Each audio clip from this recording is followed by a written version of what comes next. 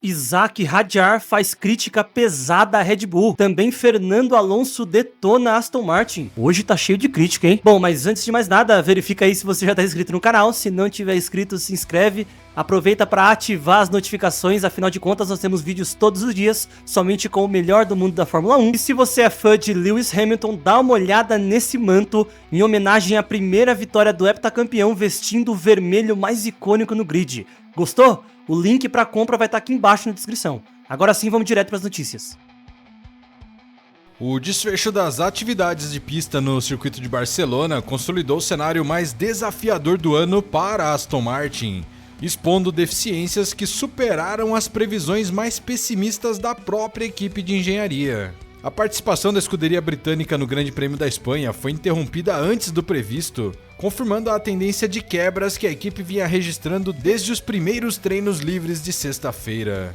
A perda dos dois carros durante a prova evidenciou que os problemas da equipe não se limitam apenas à falta de ritmo de corrida e tudo mais, mas também a falhas estruturais graves. A gravidade da situação técnica ficou evidente no desempenho registrado desde as sessões classificatórias do sábado, quando os carros de Alonso e Stroll se posicionaram como os mais lentos de todo o grid atual. E a diferença de tempo em relação aos carros da ponta superou a marca dos 4 segundos, deixando a equipe atrás inclusive da Cadillac, que vinha sendo a concorrente direta na parte de baixo da tabela.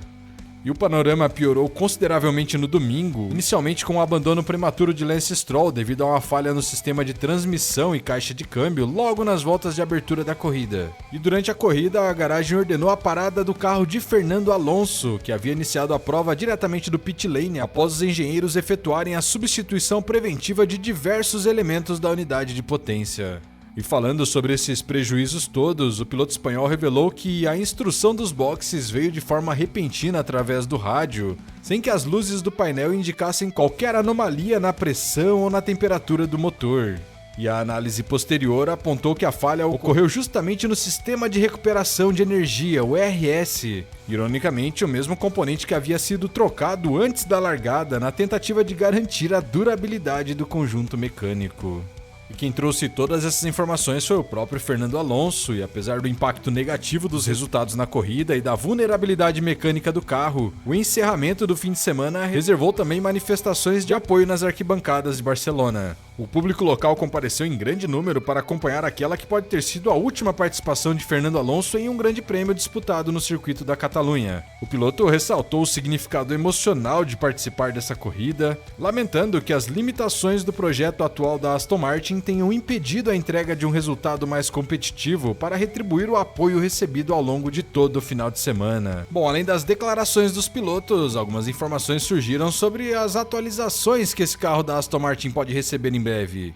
De acordo com declarações de membros da equipe nesse final de semana, eles tinham uma atualização prevista para as próximas corridas, mas essa atualização foi adiada justamente devido a tantos problemas que temos visto no carro. E as novas datas apontam apenas para o GP de Monza no dia 6 de setembro, daqui a 5 corridas. Com a equipe tentando primeiro investigar o que tem acontecido com esse carro, quais as falhas de confiabilidade ainda precisam ser resolvidas para aí sim buscarem desempenho, acreditando que não adianta buscar desempenho em um carro que não acaba corridas. Então a situação da Aston bem complicada, promete continuar complicada daqui pra frente na temporada. E eu quero saber o que você pensa sobre isso. Acredita que tem solução ainda nesse ano? Ou esse carro aí, esse motor, tudo tem que ser jogado fora e construído do zero pro ano que vem? E aí, fãs de F1, a crise da Red Bull na temporada 26 da Fórmula 1 acaba de ganhar mais um capítulo extremamente polêmico. Dessa vez, quem resolveu falar publicamente foi Isaac Hadjar. O jovem piloto francês perdeu a paciência após mais uma largada problemática e disparou contra o complicado procedimento adotado pela equipe. A frase que chamou a atenção de todo o paddock foi essa: "Não sou um computador, não sou uma máquina". Mas afinal, o que está acontecendo dentro da Red Bull? Vamos falar mais a respeito disso. Só um detalhe antes, alguma coisa me diz que você já é inscrito no canal, né? Não tá inscrito? Então, por favor, se inscreve aí, ativa as notificações, deixa seu gostei. Agora sim, quem acompanha a temporada já percebeu que as largadas da Red Bull estão longe de ser consistentes. Em várias corridas, tanto Isaac Hadjar quanto Max Verstappen perderam posições logo nos primeiros metros, algo que vem tornando uma preocupação constante para a equipe. Enquanto outras equipes conseguiram corrigir problemas semelhantes ao longo do ano, a Red Bull continua enfrentando dificuldades, e o GP de Barcelona foi a prova mais recente disso. Hadjar largou em uma excelente posição no grid, mas teve uma saída desastrosa. Em poucos segundos, despencou várias colocações e viu uma corrida que parecia promissora se transformar em um enorme desafio. Após a corrida, o francês não escondeu a sua frustração. Segundo ele, o problema não está necessariamente nos pilotos.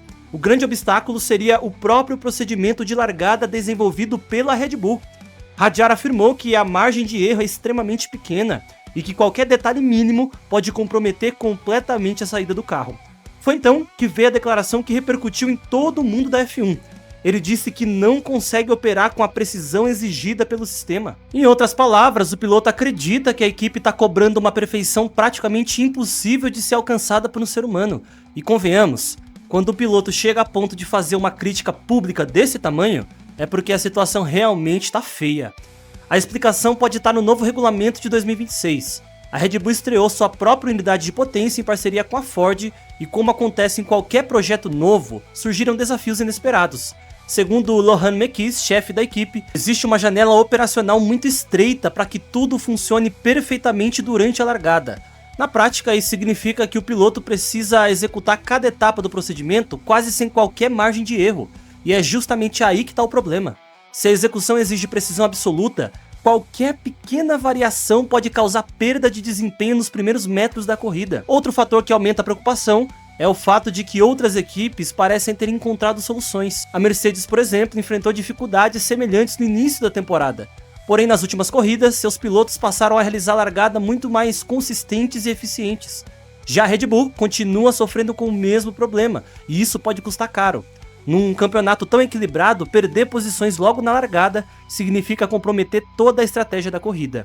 Muitas vezes o piloto passa o restante da prova tentando recuperar o prejuízo que foi causado nos primeiros segundos. O mais interessante dessa história é que Hadjar não costuma ser um piloto que cria polêmicas. Durante toda a temporada ele tem mostrado maturidade e velocidade. Inclusive já conquistou resultados importantes e vem sendo apontado como um dos grandes talentos da nova geração. Por isso, quando ele decide criticar publicamente um procedimento interno da equipe, a mensagem ganha ainda mais peso.